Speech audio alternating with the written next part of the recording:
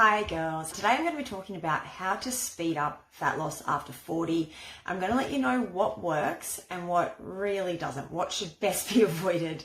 So this is for you if you are currently trying to lose body fat and you're either frustrated by how slowly it's going, or if it's not working at all potentially, and you want to know if there's a missing piece of the puzzle, if there's something that you're missing. So I'm going to go through what works, what doesn't, what you should avoid, and the things that you should really focus your attention, your time, and your energy on. Because I hear this all the time. You might think to yourself, you might have said to yourself, I'm trying all the things, nothing is working. The things that used to work for me are no longer working anymore.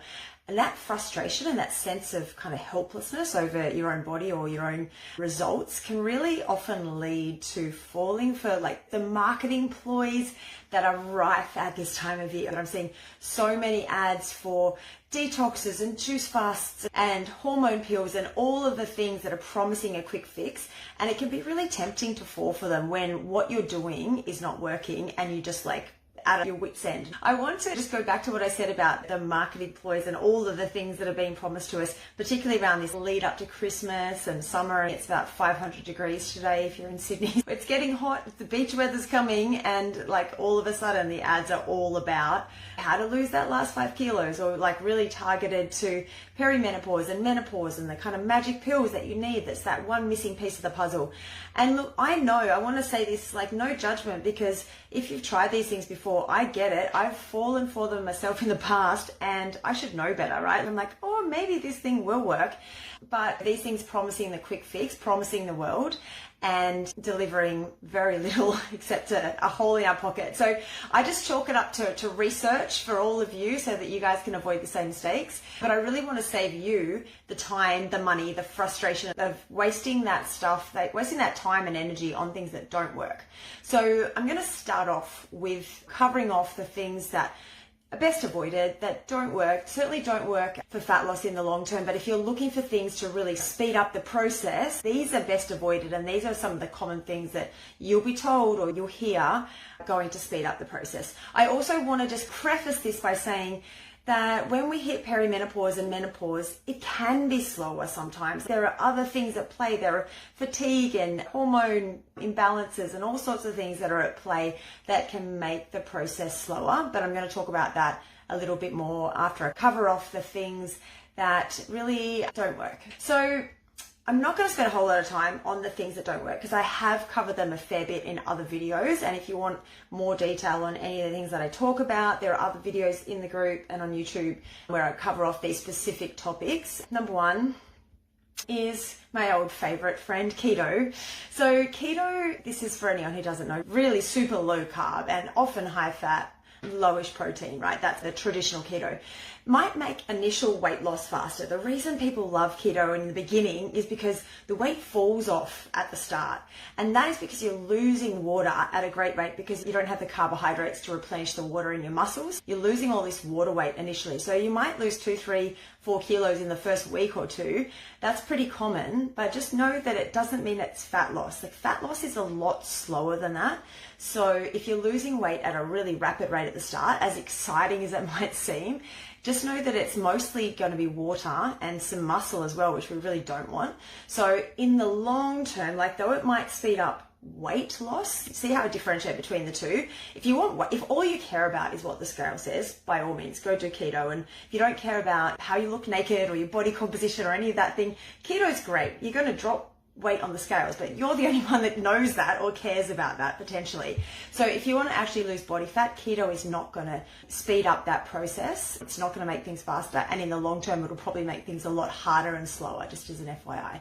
Fasting, so another of my favorite topics, and I know there are fasting fans in here, and I always go back to this. So in terms of speeding up the results, it can speed up things in the beginning in the sense that you're reducing calories, right? Fasting is just another way to reduce your calorie content, reduce your energy that you're consuming, because you're cutting out potentially hours of the day or whole meals that you would otherwise consume. Now I'm going to talk about energy and energy balance a little bit later, but in terms of a short-term option, if you're not someone who knows anything about calories or how to calculate these things, It's potentially a short-term thing that might work, but I say short-term. This, in terms of a long-term play that's going to work continuously and be sustainable and be effective for the long term, I would leave it alone. If you want to do it for a few weeks because you're like on holidays and you're like, I don't know how to count calories and I can't walk more or whatever, and it's a couple of weeks, then sure, like it might be worth a try for a little bit, but it's not a great tactic for a long-term play, particularly when you're in perimenopause and menopause, and muscle is really what we want to focus on. Fasting often sees you lose muscle. I've already spoken about that more than I said I was going to, but again, that's something I've talked about in more detail in other videos. Detoxes, look, we can just chuck them out the window, basically flushing money down the toilet. Is it going to have some, again, short-term weight loss, not fat loss? Yeah, probably. If you're not going to eat food and you're just going to either drink water or drink juices, etc., for a few days, the scale might go down for a couple of days. It's all going to come back on. So I'll go back to the same thing as keto. It's going to be water weight mostly that you lose, which will come back on. You probably won't even notice any difference in your body shape or body composition because you're not losing body fat, right? So over that short term. So don't bother with those. One little surprise addition that I just wanted to throw in here in terms of things that won't speed up your fat loss, and that's strength training. And I put that in here. You might be surprised at me to say that because I'm all about the strength training. But the goal of strength training is not fat loss in the short term, right? The goal of strength training is to build muscle, to make fat loss easier in the long term, and to make you look better naked and give you better body composition. But it's not a short-term play. So I just want you to know that if you've started strength training like, oh, the scale's not moving, that's okay, that's normal, and that's not the point of strength training. We're not strength training to burn more calories to lose more weight. We're strength training to build the muscle, which is going to speed up your metabolism in the long term. So it's like a long-term investment in your body composition, and you can and you certainly should do that while you employ the other strategies that I'm about to talk about below. But just don't expect it to give you fast results in the short term. So that's what I wanted to just say there. So let's now talk about the things that actually do work to speed up fat loss. I also want to preface this by saying this depends on your expectations of things going fast. When people say to me, I want fast results or I want to speed up fat loss, I'm like, what are your expectations around that? I've been coaching women for a long time. I do know what works and I know what's sustainable. I've seen women do the quick fixes where they lose, again, weight quickly, but the weight will come back on. This is all about what's relatively fast, right? What's sustainable, what's achievable, what's a good goal for you to have, and keeping with those realistic expectations. Fast results in this context are results that are not going to screw you up in the long term. I've had clients in the past who've lost 10 kilos quickly, then put on 15, and then done that a number of times, and then you end up 30 or 40 kilos more than where you started from. You've got all these quick fixes that have helped you lose 10 kilos and you're like, oh my God, it's amazing, it's a miracle. And then you can't sustain it or it stops working, so you put back on more weight than you started with and you end up in a worse position.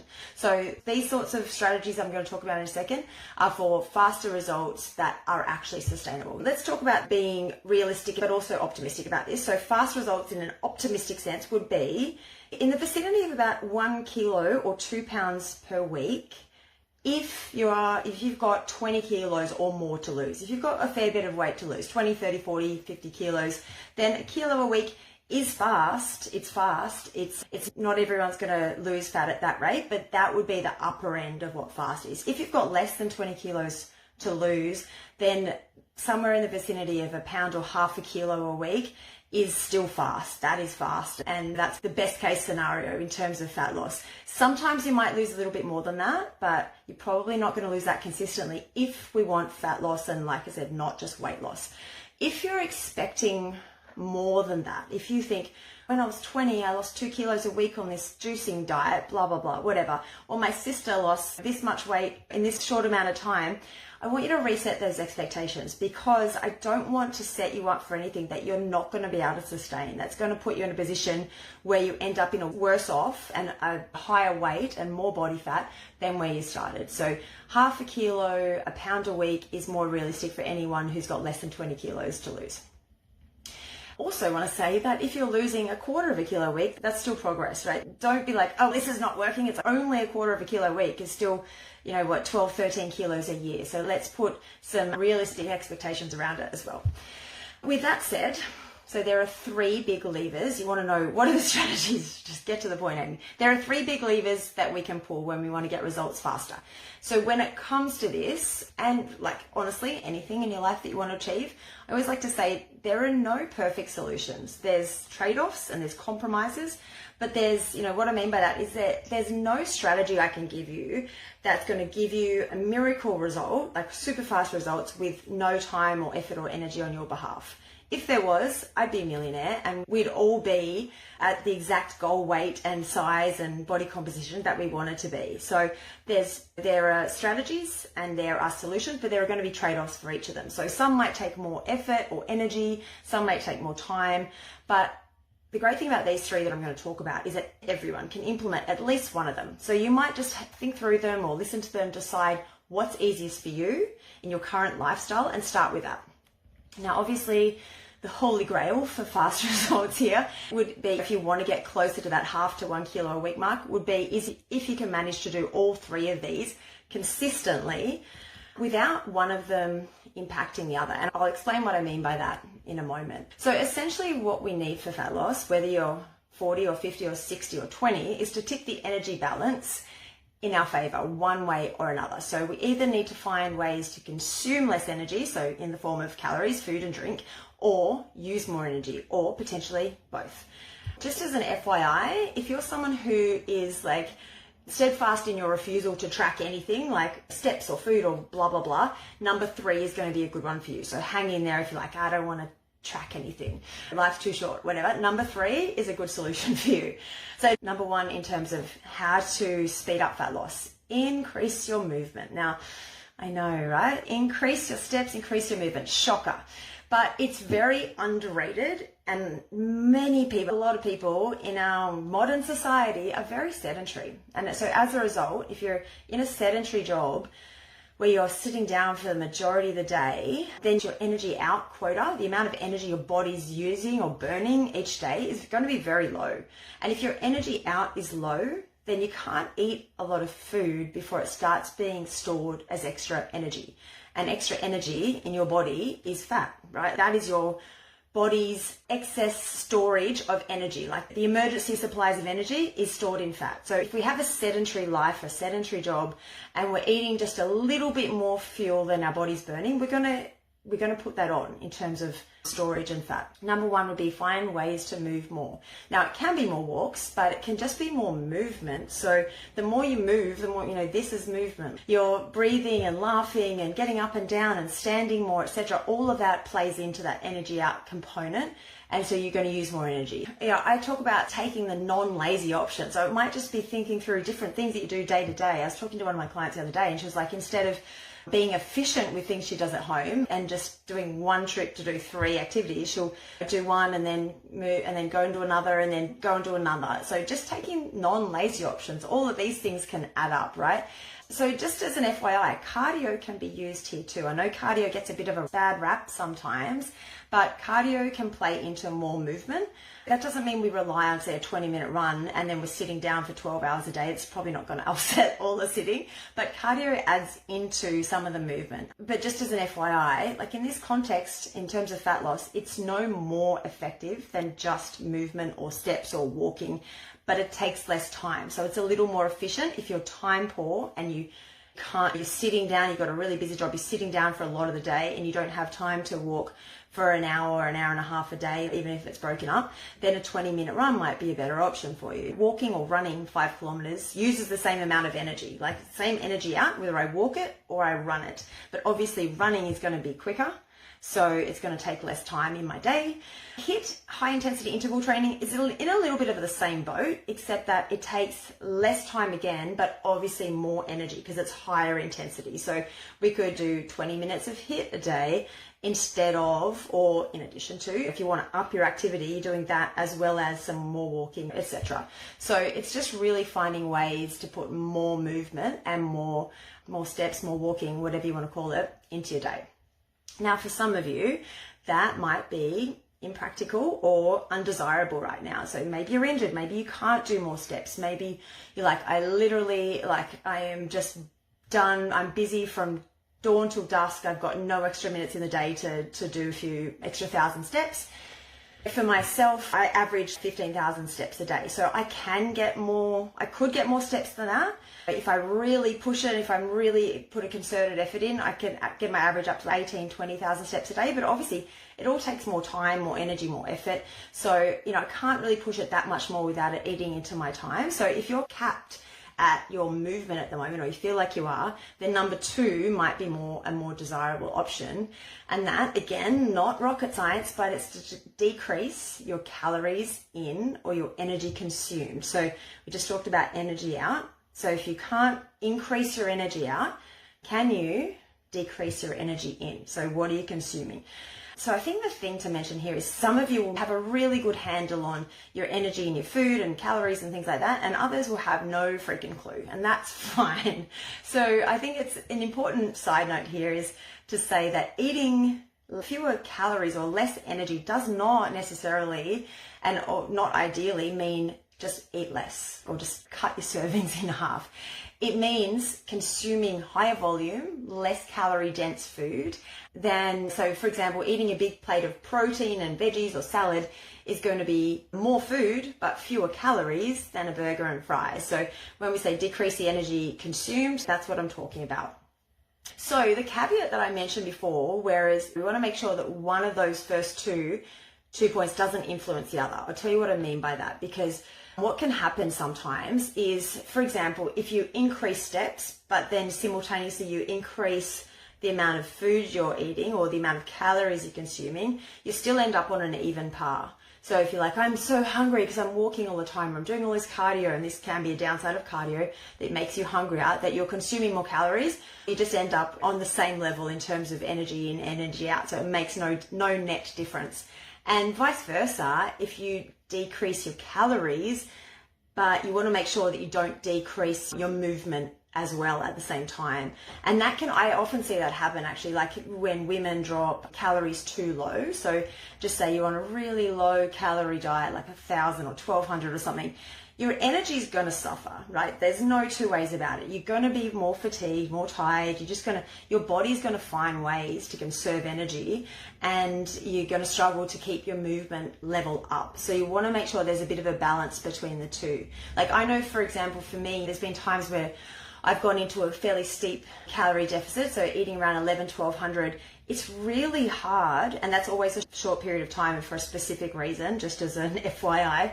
It's really hard to maintain that same level of energy and movement when you're on really low calories than if you are eating more and then your body's, oh great, I've got more energy, I'm going to move more, I'm going to get up and down more, I'm going to walk more, etc. So even when you're really being conscious about movement, that can often happen. So just as an FYI, obviously you have to be able to do one without it impacting the other if you're going to choose one of those two methods. If you can do both, great. But again, we don't want to go too crazy with dropping calories really low, increasing energy. Then we end up really fatigued and burnt out, and that's a bad strategy in the long term as well. And number 3, as I promised, if you're like, I can't be bothered, I'm not going to track my calories, I don't want to count my steps, this is a good compromise option for those of you in that boat. So the other big lever you can pull is to shift your macronutrients. Now, I've talked about these before, but if you're clueless about what I'm talking about here, don't worry. Like, we don't need to know the details in this sense, but macronutrients, carbohydrates, protein, fats. So what we want to do if we want to speed up fat loss is shift to a higher protein, higher fiber balance of macronutrients. If we swap higher fiber, higher protein foods swap them in for more energy dense processed foods, then we are going to impact that energy balance in a good way as well. Your body takes more calories and energy to digest protein and fiber, so you get a bit more energy burn that way. You'll also probably feel full for longer, so you'll probably help out number 2 as well. And I don't mean poos in this sense, but that will help too with the fiber. But number 2 that I spoke about was the energy in component. So if you've got higher volume foods that are more satiating, so protein and fiber, you're probably going to consume fewer calories without even really realizing it or knowing it. So, like an easy switch, here's a couple of examples. Swapping out refined carbohydrates or starchy carbs, breads, rice, pasta, all those higher calorie, lower volume foods, cereals, etc., for more protein and more fiber. So from a practical sense, what that might look like is if you normally have for lunch like a big roll with some chicken and salad on it, you switch that out for a big salad with lots of chicken on it and hold the dressing or dressing on the side or whatever. Or you might have a high protein, high fiber wrap with the chicken and the salad on there. So we're having fewer refined carbs, which don't really keep you full. They usually are fairly high in energy and calories. And then we're swapping that out for more protein and more veggies, more fiber that are going to keep you full for longer and take more calories to digest. Another option would be like a classic. So in the morning, if you normally have like toast with peanut butter on it, for example, is your morning breakfast because it's really quick and easy. Instead of that, you might have maybe one bit of toast with some eggs and egg whites and cottage cheese or a little bit of avocado, or you have eggs and veggies. Those sort of swaps are going to make a difference from that overall energy balance perspective. A couple of other easy like swap outs, things that are high in calories and low in satiety really, are condiments are a classic one. So like mayonnaise and creamy dressings and creamy sauces and oils. If you cut those down or out, that's going to be an easy way to just cut out some extra calories, some energy dense foods that you don't really need in there. And then drinks is another classic one. So if you're drinking a lot of your calories, if you're having juices or sodas or coffees with syrup or sugar or things like that, cutting them right down or cutting them out, swapping them out for low calorie or 0 calorie options is going to make a big difference from that energy in perspective. So that's our 3 big levers that make a big difference. So the bonus tip that I promised, this is again going to be another it's not rocket science, but you do need to be consistent. Might sound obvious, but it's amazing how many people I speak to who are constantly looking for the next quick fix or the next hack or the next shortcut, but they're not willing to stick to any of those 3 basics, the consistent things, for any length of time. If we're always looking for the shortcut, I guarantee you it's going to take longer. There are no shortcuts. There's just putting in the work to those 3 that I mentioned particularly. And then if you're doing those 3 things, results will be faster, guaranteed. You'll start to see some momentum and that gives you a bit of motivation, but you do need to be consistent with it. There's no point doing it for a week and then that was too hard. We've got to do it consistently, put the work and the time and the effort in, and then stop looking for the little shiny objects that are not going to make things any faster than the 3 things I just mentioned. I think I'll leave you with this. You can't be disappointed with the results you didn't get from the work you didn't put in. So if you're like, why aren't things going faster? Just do a little bit of an audit, a really honest audit with yourself and be like, am I increasing my movement? And if I am, great. If I'm not, am I focusing on how much energy I'm consuming? Or am I focusing on the quality of the food that I'm consuming? And those 3 things are really key to getting the results that you want. Thanks, girls. Bye.